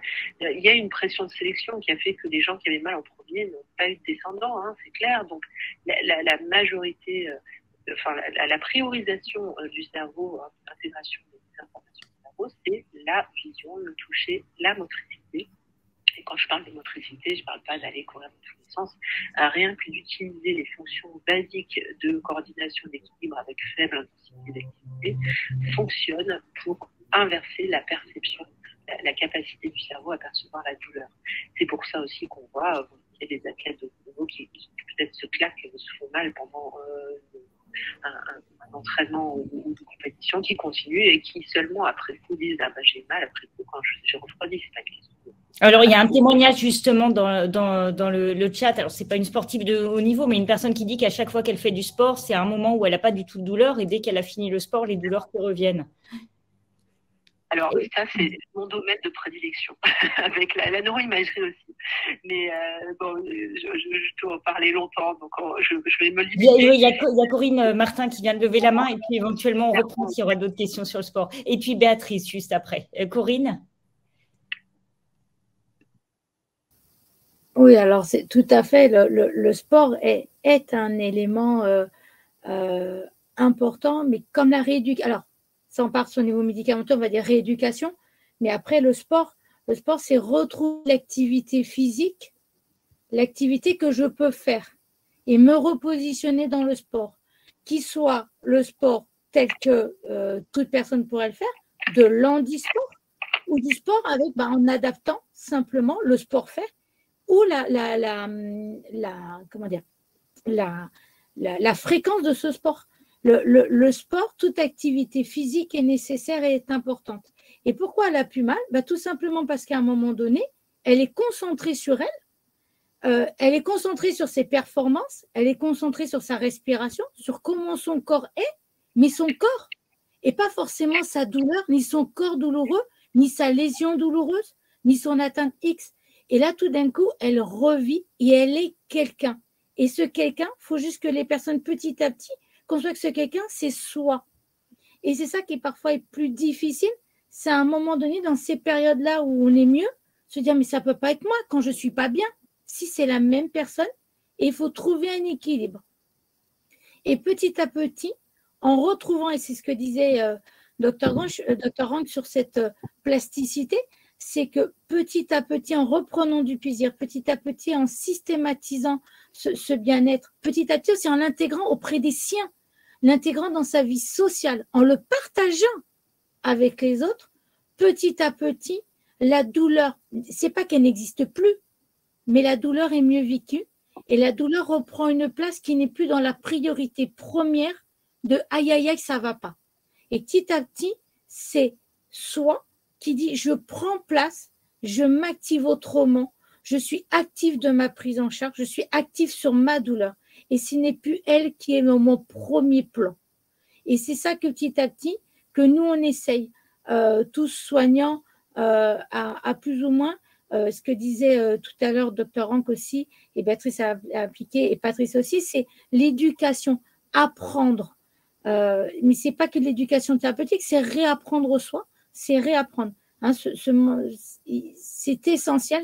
On est, je ne sais plus quel philosophe qui disait, on apprend tous les jours, il faut apprendre tous les jours. Et bien aussi ça, c'est redevenir réellement un être humain. Et certains apprennent simplement un savoir ou un métier, d'autres apprennent la douleur. Et de là, on réintègre une vie sociale. Et parfois même, j'ai des patients qui ont réintégré professionnellement, alors certes à temps partiel, mais ont réintégré d'autres professions et qui me disent, j'ai enfin retrouvé un secteur où je n'aurais pas osé aller, ayant combattu, ayant pris ma prise en charge douloureuse, j'ai pu y aller. Voilà, où se trouver des sports où, moi j'ai un patient qui a été épéiste et je peux vous jurer qu'avec une sclérose en plaques, être épéiste, parfois c'est loin d'être évident. Et ben non, il se reconstruisait dedans. Il a même été jusqu'au championnat de France et a frôlé les championnats du monde. Et voilà. Mais voilà, c'est chercher en soi et peut-être chercher autre chose pour se redécouvrir et se reconstruire dans le temps. Voilà. Béatrice, je vais vous passer de suite la main, mais une question justement, c'est deux personnes qui disent quand elles sont vraiment en poussée ou des périodes extrêmement douloureuses, elles n'arrivent pas à faire soit de l'hypnose, soit de la méditation, parce qu'elles ont envie juste de se rouler en boule. Est-ce qu'il y a des moyens, en fait, justement, pour même quand on est en poussée, et puis après, vous complétez aussi sur ce que vous vouliez aborder, mais est-ce que vous pouvez aider des patients vraiment dans des périodes assez critiques de douleurs très intenses à avoir ces pratiques complémentaires ou c'est compliqué, en fait?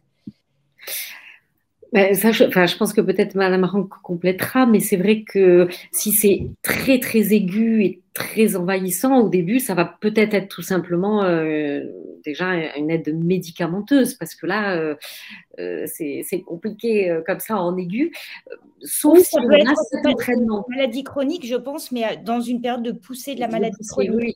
C'est vrai que c'est tout l'intérêt, hein, c'est ce que disait Corinne, d'apprendre, et donc peut-être apprendre en période où justement on est peut-être mieux, donc de s'approprier cet outil. J'aime bien l'idée qui a été dite là, de reprendre un petit peu son autonomie, reprendre un peu son pouvoir sur sa vie. Qu'est-ce que je peux faire pour moi? C'est pas juste un truc pyramidal où le docteur me donne un médicament et puis voilà, moi je prends le médicament. C'est aussi en complément, qu'est-ce que moi je peux faire? Et j'ai des super pouvoirs, hein, donc je peux peut-être les activer, mais il faut que j'apprenne. Donc si j'ai appris, c'est comme tout en période où c'est gérable, et ben le jour où je vais avoir un pic de douleur, je vais moins être démunie pour pratiquer l'auto-hypnose, et puis même si j'y arrive pas, je vais persévérer pour que dans l'heure qui vienne, j'arrive à me soulager en tout cas. Ça, c'est important. Et ce sur quoi je voulais, moi, rebondir, parce que c'est aussi un des axes que je trouve important, et qui est, on a parlé tout à l'heure de neuroplasticité, donc de qualité de nos neurones, donc des parois de nos neurones, des neurones, de tous les neurotransmetteurs aussi, hein, qui vont moduler. Alors une qu'on connaît bien qui est la sérotonine, hein, qui est la sérénité, la détente, etc. Mais pour tout ça, si on veut en fabriquer bien, ça passe aussi par notre hygiène de vie, c'est-à-dire notre alimentation et l'état de notre intestin. Et ça, maintenant, on commence à le dire beaucoup, que dans toutes ces pathologies, un des socles, ça va être cette inflammation chronique sournoise de bas grade, et c'est par l'amélioration de la qualité de notre alimentation, la richesse en oméga 3, l'intégrité de notre intestin, s'il est poreux ou s'il a une flore dans les chaussettes, on va mal fabriquer tout ça, on va avoir des neurones rigides, et les membranes des neurones seront en mauvais état, et ça ne fonctionnera pas bien. Donc, c'est aussi une des petites briques, hein, je ne dis pas que c'est évidemment, mais c'est une des petites briques qui fait que notre corps va être mieux outillé pour faire face à ce défi. Alors là, j'imagine que ça va soulever énormément de questions du coup dans les chats, sachant que beaucoup d'inscrits viennent de l'association François Aupetit. Patricia, je vais vous passer de suite la main. Mais il y avait aussi une question pour une personne justement qui est atteinte de rectocolite hémorragique. Est-ce qu'on sait en fait le lien entre les douleurs articulaires et cette inflammation du tube digestif? Est-ce que c'est connu ou pas, ce lien en fait je ne sais pas si quelqu'un peut répondre. Le lien est connu, c'est-à-dire qu'on sait que dans ces pathologies inflammatoires de l'intestin, il y a fréquemment une atteinte inflammatoire articulaire. Ça, il y a un certain nombre de patients. Et donc, on peut supposer qu'il y a aussi justement ce terreau inflammatoire qui touche l'intestin, mais qui va toucher aussi, pour certains, la peau et les articulations, les membranes des articulations qui seront enflammées. Donc, ça, bien sûr, ça joue. Si ça touche le rachis, hein, comme on peut voir dans les spondylarthrites, parce qu'on sait qu'il y a des ponts hein, entre toutes ces maladies inflammatoires. Et donc, il va y avoir, par exemple, une atteinte inflammatoire du rachis. Donc, du coup, les muscles autour vont être évidemment aussi en tension, en contraction. Enfin, voilà, il y aura tout ce squelette ostéo-articulaire qui peut être douloureux. Et là, justement, peut-être l'activité physique adaptée progressive, le mouvement va pouvoir être sans doute là aussi une aide. Et du coup, là, je rebondis parce qu'il nous reste 9 minutes. En fait, on s'était dit que faire un seul webinaire où on allait aborder fatigue, sommeil et douleur, ça allait être compliqué et qu'on voulait en décliner 3. J'ai l'impression qu'en fait, on pourra en décliner plus. Et du coup, toutes les personnes inscrites, il ne faut pas hésiter à nous faire remonter vos besoins, en fait, parce qu'on peut développer, je pense effectivement, peut-être un webinaire autour de l'activité physique à voir, mais nous faire remonter vraiment vos besoins. Et comme ça, on peut proposer d'autres webinaires pour la suite. Patricia, et puis peut-être je vous laisserai à tour de rôle faire pendant 2 minutes de conclusion. Je suis désolée, c'est frustrant, mais là, on va arriver à 20h, donc il faut... Alors, moi, je veux juste... Voilà. Oui. Je suis le patient expert, non pas expert comme expertise, mais expert comme expérience. Et je me reconnais dans ce que j'entends et dans les questions qui ont été posées. Il y a une notion dont on n'a absolument pas parlé, c'est une notion de bien-être et c'est une notion d'image de soi que l'on a. La douleur, qu'elle soit aiguë ou chronique, altère à un moment donné l'image de soi, que ce soit pour soi-même ou vis-à-vis de l'entourage. Et on a tous eu une période, que ce soit une grippe, une gastro ou une douleur aiguë, où effectivement on est roulé en boule, on n'a pas envie de se lever, on a envie de rester comme ça en pyjama, on n'a pas envie qu'on vienne nous dire bouge-toi, va te laver, fais ci, c'est là. À un moment donné, il faut essayer de passer ce cap. Alors, moi, je trouve que de se faire un brushing, de continuer à se maquiller, je ne dis pas de se maquiller comme si on allait dans une soirée, mais de continuer à se maquiller un peu les yeux, un monsieur d'avoir une barbe bien rasée. Ce sont des petits gestes, ce sont des petites choses. On n'est pas indigne quand on est malade, et ce n'est pas retrouver une dignité, mais c'est retrouver un petit plaisir. Si on peut se payer une séance chez le coiffeur, tant mieux. Pourquoi pas se payer une séance chez le coiffeur? Pas se laisser aller avec... Voilà. C'est une notion que l'on peut faire, pas forcément pour les autres. Hein. Moi, j'ai mon mari à la maison, j'ai encore une fille chez moi, j'ai des enfants, j'ai encore ma maman. C'est pas forcément que pour les autres, c'est pas forcément que pour l'entourage. C'est pour soi. C'est pour se dire, on se resocialise un peu. On se prépare, on ne sait jamais, il vient quelqu'un, on ne sait jamais, je dois sortir. Voilà. C'est pas grand-chose, ce n'est pas grand-chose. Mais je vous le dis, dans la souffrance, il y a la douleur, il y a la souffrance et il y a l'image de soi. On ne doit pas être un corps douloureux. À un moment donné, on peut être un corps qui redevient beau. Beau dans le sens, on a envie de reprendre des gestes qui vont nous resocialiser, qui vont faire qu'on n'est pas un malade au fond d'un lit ou au fond d'un fauteuil. C'est pas grand-chose, mais pensez-y. Essayez, quand vous voulez le matin, il faut se donner un grand coup de pied au derrière.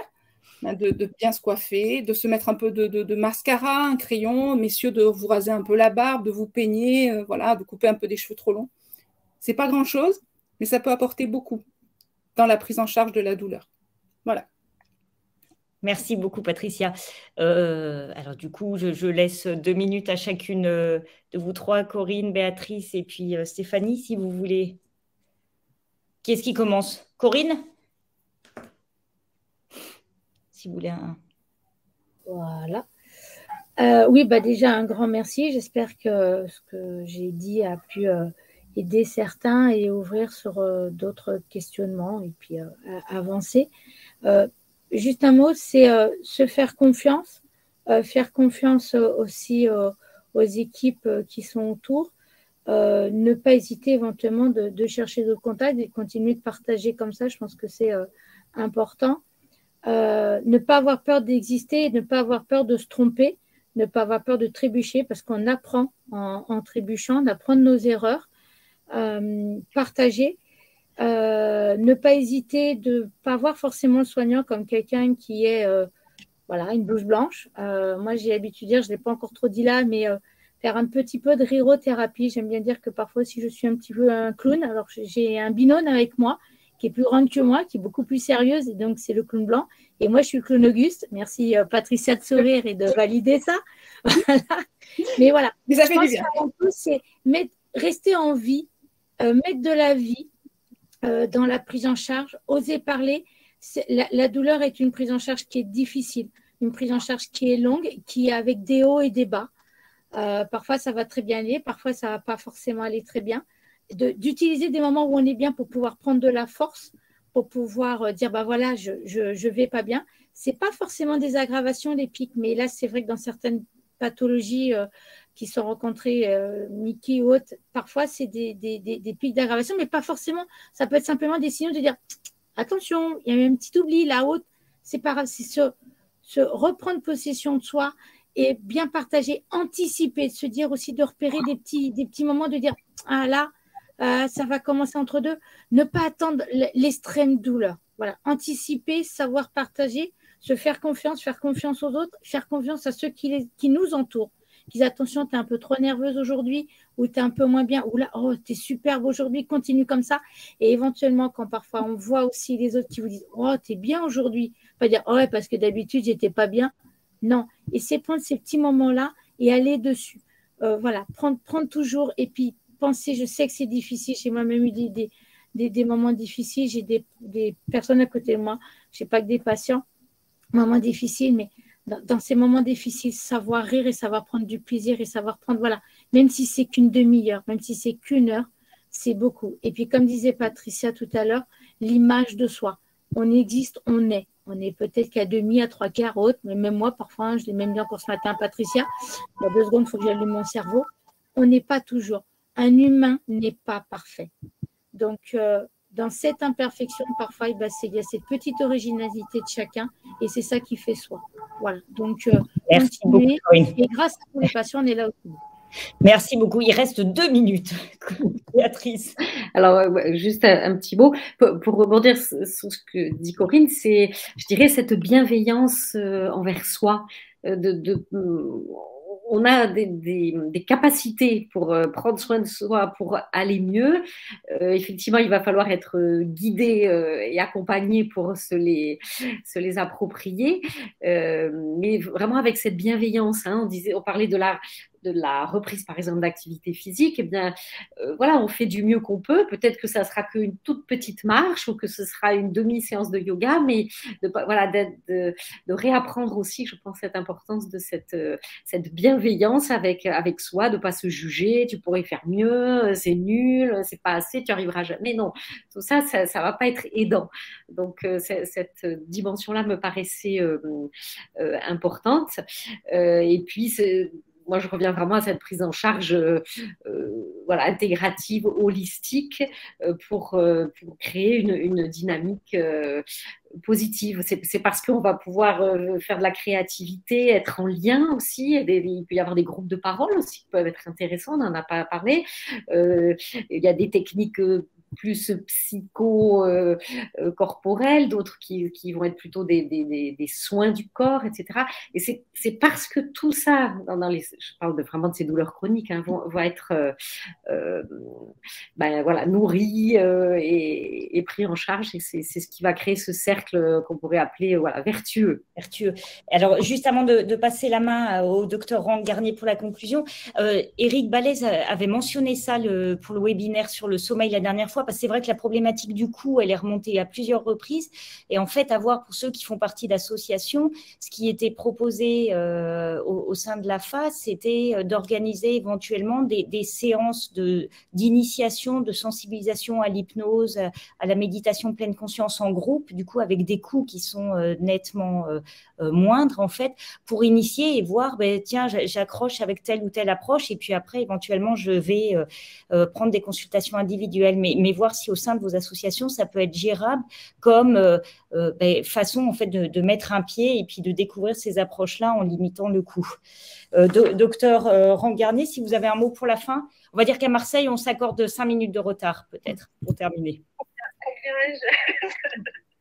Moi, j'aimerais bien d'abord dire un grand merci. Alors, il faut parler un peu plus fort. Il y en a qui ne vous entendent pas très bien. Si vous arrivez à crier via le téléphone d'Éric. Alors, je vais crier. Est-ce que c'est mieux, là? C'est nettement mieux. J'aurais dû vous le dire plus tôt. Ah ben oui, parce que moi, je m'entends très, très bien, en fait. Donc, je ne peux pas imaginer qu'on m'entende mal. C'est dommage. Alors, je vais crier mes trucs et astuces, peut-être, comme ça, on va être dans le pratico-pratique. Attention au stress. Le stress, il y a un élément hyper important, on parlait d'articulation, d'intestin, des liens, d'inflammation entre les deux. Il y a ce qu'on appelle le gut-brain axis, c'est-à-dire l'axe entre le cerveau et l'intestin. Je ne vais rien vous apprendre. C'est un lien direct, c'est-à-dire que dès que vous avez du stress, c'est une pluie toxique que vous allez envoyer sur votre microbiote intestinal, des puissances stress bactéries qui nous permettent de digérer. Et si vous leur balancez de la pluie toxique, évidemment, elles vont être sélectionnées les mauvaises herbes, et c'est avec les mauvaises herbes qu'on va bien digérer. Donc ça, c'est un élément qui est un élément princeps pour toutes les prises en charge de douleur. On ne choisit pas le contexte familial, social, professionnel, comme on ne choisit pas le climat. D'ailleurs, en général, on est sensible aux deux. Mais quand il doit pleuvoir, on ne peut pas l'empêcher. Par contre, il faut décider de se protéger de cette pluie. Et comme on va se protéger d'une pluie, de la météo, avec un parapluie ou en restant chez soi, il faut se protéger absolument de la pluie du stress, de quelque origine que ce soit. Donc ça, c'est un élément hyper important. Alors, comment on se protège? Chacun va trouver des parades, déléguer, trouver les techniques de relaxation qui permettent d'éviter l'anticipation anxieuse, la rumination du passé, ces choses-là.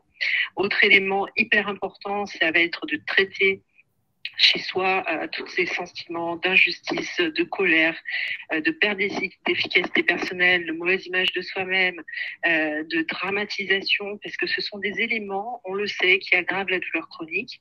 Donc c'est facile à dire, c'est normal de ressentir ces choses-là, mais ça ne sert à rien, ça vous intoxique et ça aggrave la douleur chronique. Et en dernier lieu, attention aux comportements induits par la douleur chronique qui vont avoir tendance à vous faire faire soit trop, soit pas assez, trop et pas écouter vos limites, et vous allez aller trop loin, et ensuite on le paye. Et donc le comportement qu'on appelle on-off est un gros problème. On n'a pas trop parlé de thérapie cognitivo-comportementaliste, qui sont pour moi un des piliers de notre prise en charge. Comment ajuster, on va pas changer, on va pas se changer forcément, mais comment ajuster ces comportements qui ont été impactés par la douleur chronique, et puis émotion et stress évidemment également, avec et je tiens quand même à signaler cet énorme changement de paradigme. On a parlé d'activité physique, et je préfère qu'on parle d'activité physique plutôt que de sport. Le sport imposant des règles dans un but principalement de performance ou d'esthétique, même si on n'est pas en compète, il ne faut pas vous laisser imposer quoi que ce soit comme règle pour n'importe quelle activité, que ce soit professionnelle ou physique. C'est vos règles à vous qui sont les plus importantes, et les 3 règles principales, j'arrêterai là, c'est vos goûts. Donc, si je parle d'activité physique, c'est est-ce que vous aimez l'eau? Est-ce que vous aimez la musique? Est-ce que vous aimez les chiens, les chats, les chevaux? Le cheval, c'est extraordinaire comme médiation. Le chien, c'est un super coach de marche. Le chat, ça va être un coach de méditation pleine conscience extraordinaire. Et il vous explique comment faire du stretching, sauf s'il y a une souris qui passe devant son nez. Mais enfin, regardez un chat qui se lève. Et enfin, vos besoins physiologiques, gardez en tête, c'est 4500 à 7000 pas par jour. Vous avez tous un téléphone, mettez la podomètre en marche, ne dépassez pas 7000 pas, ayez au moins 4500 pas de compteur à la fin de la journée. Ça, c'est en plusieurs fois, ça sert à rien de faire trop d'un coup. Donc, pas de on-off, pas trop d'un coup. On parle d'activité physique, c'est vous qui imposez les règles, c'est pas une activité qui doit vous imposer des règles et les activités ne doivent pas exacerber ni fatigue ni douleur. Je vais m'arrêter là. On pourrait parler. Parce qu'un grand merci. Là, il y a encore 100 personnes connectées au bout d'1h33. De pouvoir parler avec vous. De toute façon, le webinaire complet sera accessible en replay. Donc, n'hésitez pas à le diffuser aussi largement, à nous faire remonter si vous avez d'autres thèmes que vous souhaiteriez qu'on aborde. Eric, tu veux peut-être terminer sur le sondage, la réponse des 3 sondages? Alors oui, donc le sondage, donc depuis combien de temps souffrez-vous donc de douleur? 57% plus de 6 ans, 29% de 1 à 5 ans et 13% donc de moins de 1 an. Vous a-t-on déjà orienté vers un centre d'évaluation et de traitement de la douleur? Non, jamais à 76%. Oui, et déjà eu au moins une consultation, 19%. Oui, mais je n'ai pas encore réussi à avoir un rendez-vous, 5%. C'est clair. Dernier sondage. Pour gérer votre douleur, avez-vous recours à des techniques ou thérapies complémentaires? 58% oui, 42% non. Voilà. Super, merci beaucoup. Et du coup, on vous donne rendez-vous pour ceux qui le souhaitent au 3e webinaire qui aura lieu le 20 novembre. Cette fois-ci, ça sera un samedi matin exceptionnellement à 10h30. Et donc, vous recevrez l'information pour vous inscrire si vous le souhaitez. C'est dans le cadre d'un événement plus large qui est la première journée nationale autour des fatigues. Je vous remercie. Alors, un énorme merci aux 4 intervenants qui sont rendus disponibles et qui ont pu vraiment enrichir les échanges. Et puis, merci à toutes les personnes qui sont inscrites. Un grand merci, Eric, à chaque fois pour l'organisation. Un vrai bonheur. Et donc, Tous Chercheurs et l'association François Aupetit vous retrouvent en novembre. Merci à tous et puis bonne soirée. Merci. Merci.